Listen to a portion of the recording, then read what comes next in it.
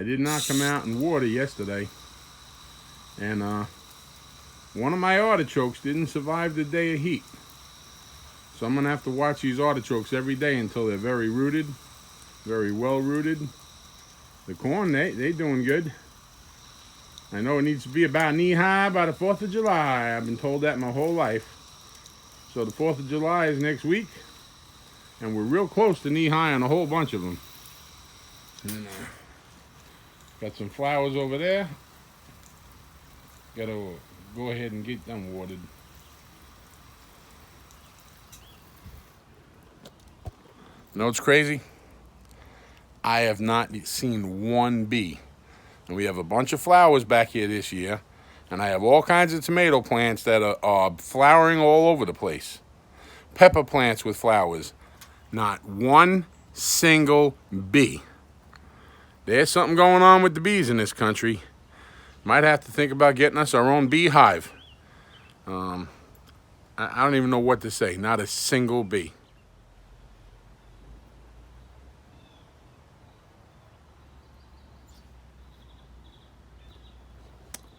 Very peaceful this morning. It's nice and cool. The sun's going to come out pretty soon from behind those clouds and those trees. And then it'll be a little unbearable to just sit in the direct sun. But I'll tell you what. Except for that one artichoke, which I think would have did good if I watered it yesterday. Now, it's all shriveled up. But everybody else, the rest of them are doing good. You know, there's 9 of them. But, you know, I thought ahead, and I got a couple that are growing in pots still. So I'm going to go ahead and replace that one this weekend. And I'll keep my eyes on them every day or two. I'll be out here watering. I might have to get some kind of mulch over it. I don't want to use the dyed mulch because I don't want to get dye in the artichokes. Maybe I'll get some kind of wood chips that are natural. Just to maybe keep the moisture in around those artichokes until they get well established. I took a couple of tomato plants. You know, we cut the branches off a few and I rooted them. And I replaced a couple of these beds. 2 of these beds are not doing as well as the rest of them. I don't know if the plants took a hit. Not really sure. So I went ahead and I got the ones that I rooted and I just planted them. So this one bed right here was struggling. It's got some plants. They're lanky. Got a couple of tomatoes on it. But right now, I got 2 nice, beautiful, dark green, luscious little plants full of roots. Just planted them. So maybe next week that bed will be doing a lot better. Okay, what you're looking at here is a Chinese radish. And I let about 5 or 6 of them go to seed. And I've been waiting and waiting for the seed pods to get big. So I went ahead. I probably could have brought a tripod out here, but I didn't think of it. So these are the little seed pods. Some of them are really big. But when they turn brown like this, there you go. I put the light on so you can see them. These are radish seeds for these Chinese radishes. Now I let them go to seed just so I can get these seed pods and have enough seeds for next year. If you crack them open, each one of these is another radish. They're little small seeds. And these seed pods, I mean, I got a couple hundred seed pods. So we have plenty of seeds for next year's radishes. I might even plant some and let them go over the winter. So I have seeds ready for next year. Now, I'm going to go ahead. I got some of these leftover tomato plants we never got in the ground. Cherokee purple, Cherokee purple. I got about 5 or 6 Cherokee purple. So that flower bed, that raised bed that was holding my radishes, waiting for the seeds to develop the rest of the way, I just pulled them. So it's the end of June. This is June 30th weekend. So I'm going to go ahead and I'm going to get these Cherokee tomatoes planted in that bed. This way, when my other tomato beds start wearing out and running down, the next tomato crop will be thriving and ready to go. Trying to get as many tomatoes this year as we can. Salsa, tomato sauce, tomato sandwiches, a new time favorite of mine. Do let them go to seed. They look pretty dead, but they still need time for those seed pods to develop so you have a good, viable seed for next season.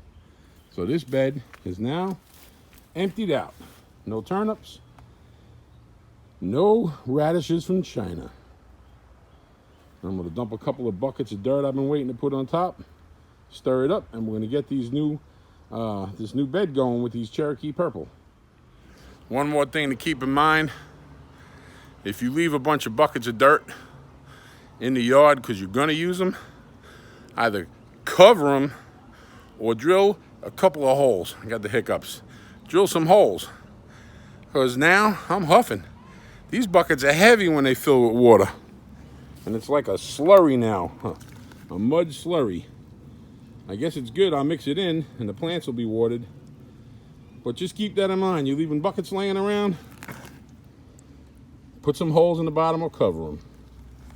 Because this was a little rough. All right. Yeah, it's like a dirt slurry.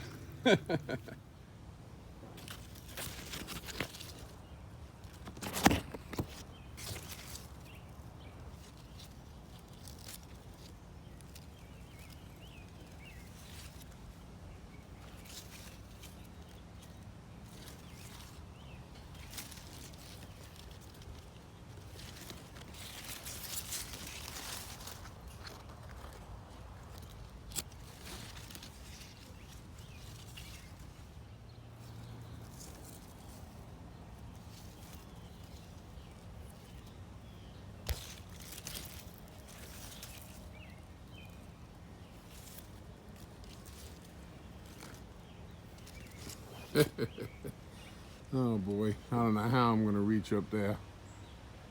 I mean, that's it.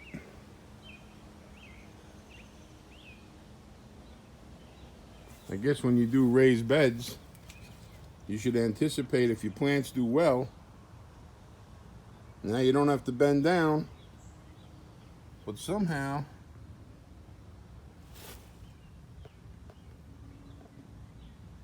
yeah. It's June 30th, and we have thousands of tomatoes. A lot of them are small, but I mean, there's hundreds on some of these plants. Yeah, I wanted a lot of tomatoes, but I didn't really anticipate having to climb a tree. I mean, how am I gonna reach them up there? I mean, how the heck am I gonna reach them? You see this? I could think of worse problems. Oh my gosh. They're going completely multiplication here. Multiplication. Let me move some stuff out of the way if I can. I mean, they're coming out in bunches. Now look, this is our Fountain Inn Sweet Grape. We named it. We're 7 years into this strain. 7 years into this strain of tomatoes. And they're getting stronger and stronger, saving the seeds. I don't know if I can get up in here. Yeah, no kidding. There's one drawback to this tomato plant. Apparently, if you put it in a raised bed,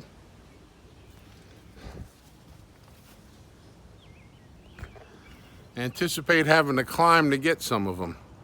I guess that's a good problem. And I was bending down and pulling weeds out of the ground yesterday. I haven't done that in a couple of years. A lot of years, actually.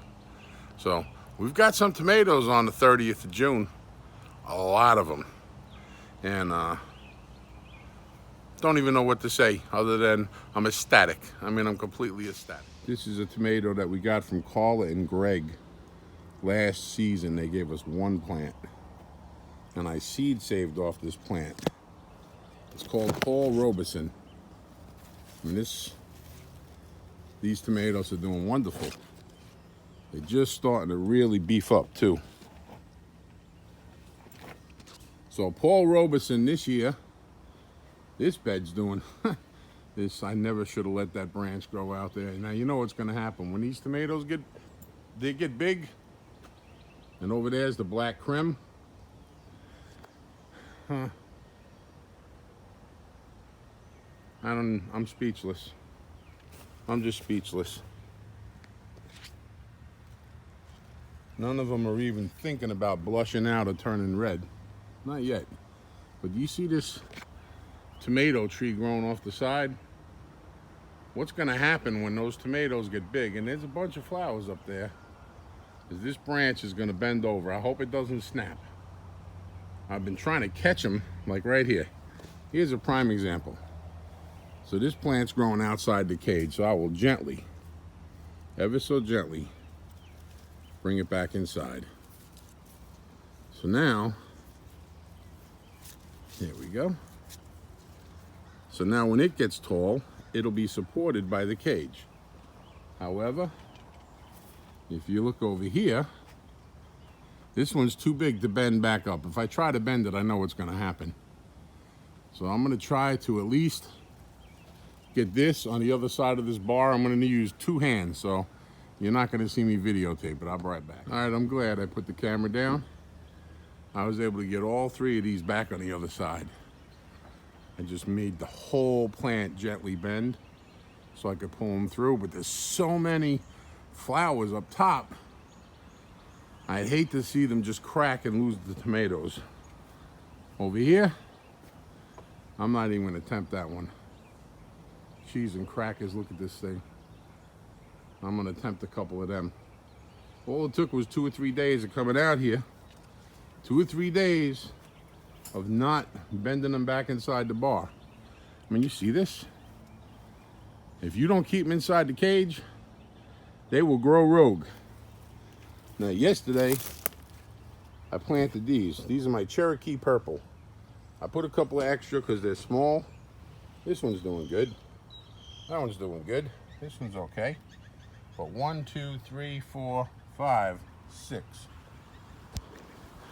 As 2 or 3 of them take off ahead of the other ones, who am I kidding? I'm not gonna snap the little ones. No way I'm gonna kill my baby tomato plants. We're just gonna nurse them all the way. It's time to take every one of those seed pods, crack them open, and get my radish seeds ready for next season. I'm not gonna videotape this because this could take a long time. Maybe it'll take over an hour. But I just want you to see. If you want to go ahead and seed save, sometimes it's a little tedious. But it's rewarding when you can grow something from a seed that came from something you already grew. And then every year they get better. So it's pretty exciting. There's the hulls from the seeds. There's the seeds we got. It took a while. We had to stop in the middle of doing this to go watch a fireworks show because our little city had a fireworks show. But I'm all done, and these are going to be the radish seeds for our next radish crop. I think next year I might let maybe a little bit more go to seed, so we'll have more radish seeds. But there you have it, seeds for next season. 1 pot, 1 plant, 1 patio. You're never too old, you're never too sick, you're never too out of shape. If these videos do anything for you, can you share them? Hit like, subscribe, that'll help us out. Have a great evening, have a great 4th of July. Celebrate.